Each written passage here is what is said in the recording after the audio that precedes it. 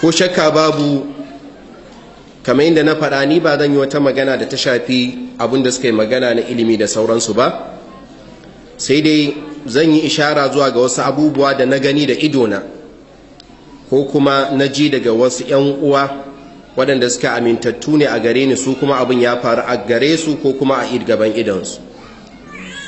Matashiya na farko da ne magana a kai abin da ya shafi kwaɗayin nan, lallai ko bahaushe na cewa kwaɗayi mabuɗin mene? Mabuɗin wahala. So da yawa yanzu a rayuwa ba harkan auratayya ba kaɗai, kwaɗayin na ya sa mun saki addininmu mun kama wani abu na daban, mun hau dokin san rai saboda kwaɗayi mun kyala addinin Allah. Wallahi na san wata mata a garin Kaduna wanda wani hamshakin mai kuɗi ya fito yana neman ta da aure. Aka sanar da iyayenta wannan mutumin fa boka ne, matsafi ne, fitacce, kowa ya sani.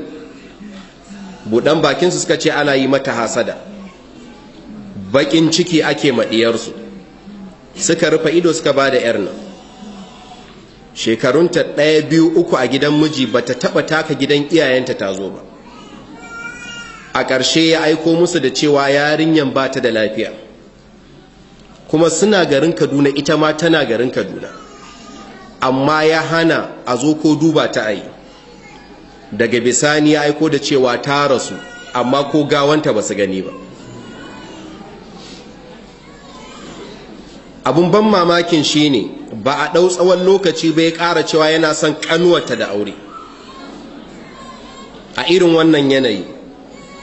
Saboda tsaban kwaɗayin da muke magana, kuma iyayen suka ɗauki ƙanwanta suka ba shi aure. To ƙanuwar ce da ta ga irin abin da ke faruwa gidan, shine ta bijire, ta ƙi sauraron iyayen, ta je ta samu yayanta na jini, ta faɗa mishi, ta gudu ta bar gidan. Shine suka zo suka same ni da nufin mu samu wani malami da yake ƙarƙashin wata hukuma ya sa hannu a kashe auren. Wannan ni jiyau ne kuma ganau ne, ba wani ne ya faɗa min ba. To ku duba irin wannan asara ta duniya da lahira wanda yake faruwa. Abu na biyu, abin da ya shafi jahilci.